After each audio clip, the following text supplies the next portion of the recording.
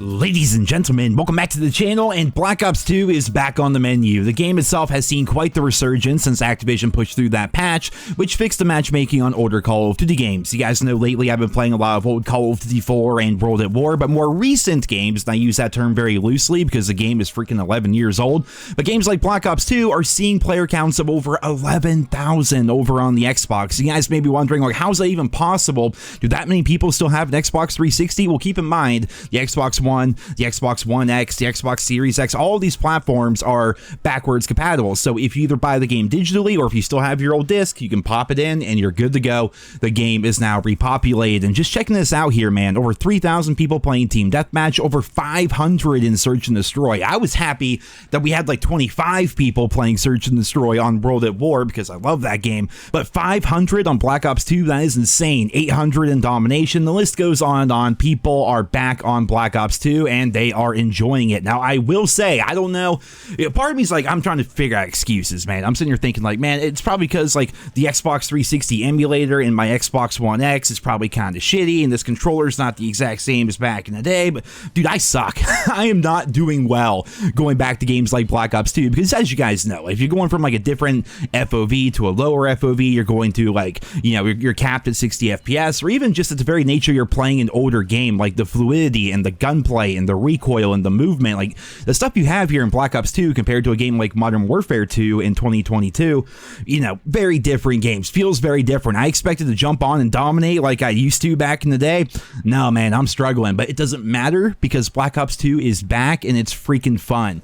Now, I have heard some people saying that they are running into hackers left and right whenever they play Black Ops 2. I'm very proud to say that I am lucky enough to be one of the people that has not run into them, though I am sure they still exist. Just because they fixed the matchmaking on the older games does not mean they fixed a lot of the security issues or even just like the modding issues. I'm not so sure how much of a risk Black Ops 2 is as compared to other games as of right now. I will say my account's completely hacked. I made this video a while ago talking about this, but apparently on Black Ops 2, all they have to know is like your gamer tag, and that's pretty much it. They don't even have to be in a lobby with you, and they can just reset your stats or change your stats or alter you in one way or another. Somebody took me from my legitimate rank of Prestige Master with my legitimate stats and all that. They deranked me back to level 1 non-prestige, and then like a good hacker, I guess, I don't know, after I made the video, he reset me back to Prestige Master again and unlocked everything for me and then put a heart in my clan tag. So that was pretty weird. Just the fact that people were able to do that kind of sketches me out. You look at my stats and my challenges and stuff like that here, none of these are legitimate. These are not my stats. So that does kind of worry me a little bit about Black Ops 2. It's cool that,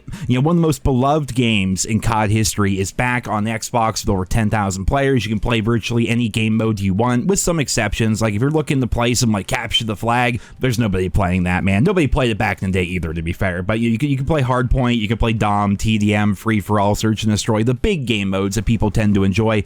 They're all there, and it's just like going back to 2012, man. Although it's different, you can never quite go home when it comes to playing these old games. Yes, it's very fun. Yes, it's very nostalgic, but at the same time, the player base has evolved, man. I mean, you look at all these low levels here as I get into a lobby. All these people have scuffed controllers and, like, you know, gaming monitors and all that stuff, man. Like, you know, these people are in to win it. You know, these are like, it's a whole different breed of player in 2023 as compared to the ones we were facing back in 2012. I mean, obviously, as time goes on, people are just going to get better and better and better at video games. So, you know, it's different for sure. It's a whole new experience going back to it, but at the same time, it's that same familiar, beloved experience that captured the hearts and minds of millions of people back in 2012, and it's really fun to go back and play.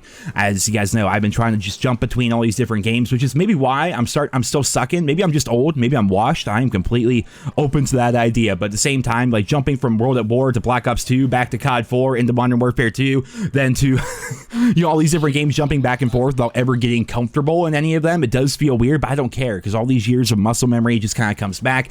You hear the sounds, like the sights and sounds on the map. It's like, you want to get paid? Move it. You know how many times I heard that today playing Black Ops 2? And every time it put a smile on my face, and nostalgia was washing over me.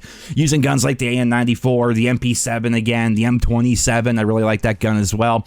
Being able to see all the old camos, because apparently now I have all the camos unlocked because my account got hacked. Whatever. I put the CE Digital Collector's Edition on there just because I think it looks cool. And, you know, it's cool to see the maps. It's cool to use the guns. It's so enjoyable to take this trip down memory lane. And like I talked about in previous videos, I'm concerned at the same time. I'm trying to ignore it, right? It's like having that anxiety about the future, but you're like, nope, live in the now, go day by day, focus on the now, because I'm worried that in the future the games are going to go back to what they were before, where even though the matchmaking is fixed, the player count is going to, after this resurgence, dwindle back down.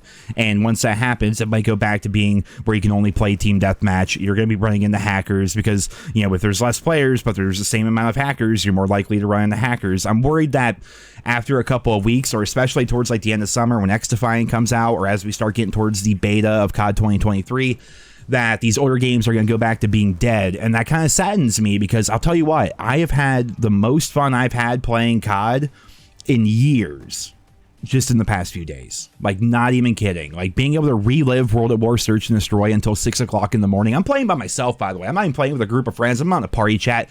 I'm playing by myself, man. I'm just having so much fun reliving World at War, reliving Black Ops 2, reliving COD 4. Like, it really does take me back.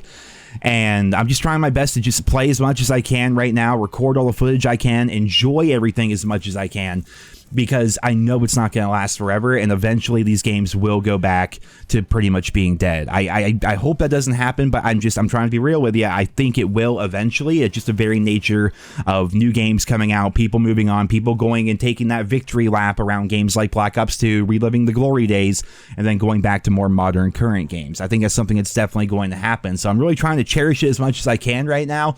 But with matchmaking being fixed and Microsoft pretty much all but confirmed taking over Activision now, they have to wait for the UK's CMA, which is happening tomorrow, I think. But with that basically being all done, and all the old CODs being on sale on Xbox, you know, there's a chance that this could actually, this revitalization, like this resurgence, could actually last for longer than I anticipate.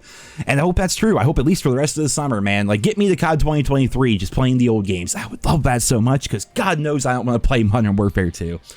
But ladies and gentlemen, holy hell, what fun this has been. Again, there are probably still hackers in Black Ops 2. If you guys run into them, let me know what they're actually doing down there in the comments. Is like aimbot, God mode, are they actually like changing around the map? I've seen that happen too, especially on the map cargo.